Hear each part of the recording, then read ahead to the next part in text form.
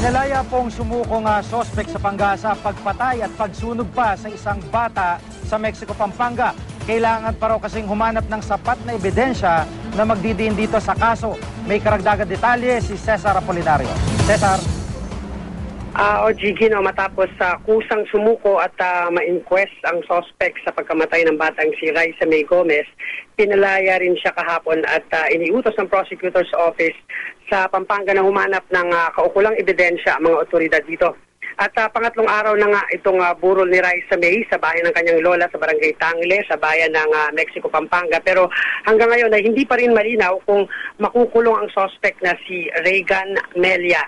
Si Melia ay kapitbahay ng biktima na siya umanong humalay, pumatay at nagsunog sa bata. Ayon kay Mexico Pampanga Police Chief Superintendent, kailangan daw munang sumailalim sa preliminary investigation ang reklamong rape with homicide na isinampa ng pamilya ng biktima at sa inquest resolution na pirmado ni State Prosecutor Edgardo Miranda at inaprubahan ni OIC Assistant Provincial Prosecutor Lamberto Gonzales, nakasaad na dapat mapalaya ang suspect.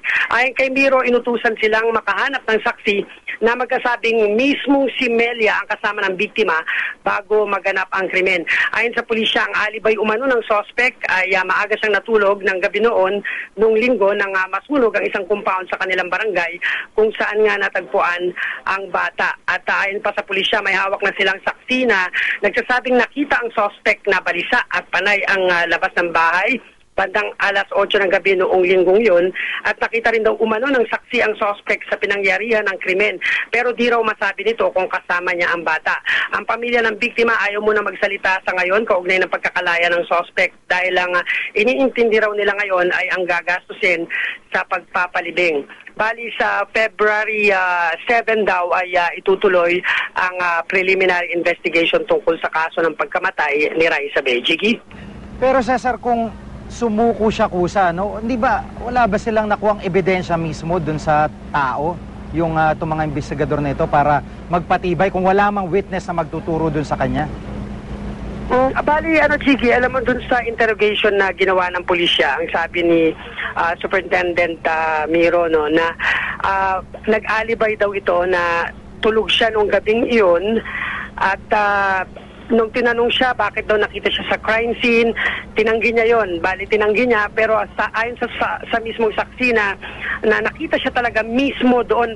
Noong time na yun yung time na tapos na yung sunog. Tapos na yung nasunog doon sa compound kung saan natagpuan yung bangkay ni Raisa May. At sinabi nga ng prosecutor daw na kailangan masabi na at least bago ang insidente o bago ang krimen, yung pagpaslang, pagsunog at paghahasa kay Raisa May, kailangan daw may magsabi na saksi na siya ay kasama nung biktima mismo. So, yun, hindi pa malinaw, no, kung itong mga pulisya ay nakahanap ng ebidensyang yon. Ang hawak lang nila mismo ay yung saksi na nagtuturo sa suspect. Malabo. May saksi pero pinakawalan, di ba? May nagtuturo tapos kuusapan siya sumuko. So, paano i-reconcile yun ng prosecutor? Alam mo, yan din ang naging tanong ko kasi di ba parang pagka-rape ang kaso, tapos bata pa ang involved, tinanong ko sa pulis yan eh. Sabi ko, pag ganun sir, di ba dapat non-bailable? Tapos ang sagot ng pulis sa akin, decision daw yon ng prosecutor's office. Dahil nga daw, kailangan humanap muna ng probable cause. So ang sinasabi ng prosecutor, yung sabi ni Miro mismo, na yung probable cause na yon, yun nga, at may magsabi na saksi na magkasama yung bata at yung suspect bago mangyari ang krimen. So itong sumuko na to, bali ang nagpasuko rito yung mismong nanay ng suspect eh. Dahil nga pinaghahanap na siya ng pulisya dahil may nakapagturo na ng saksi.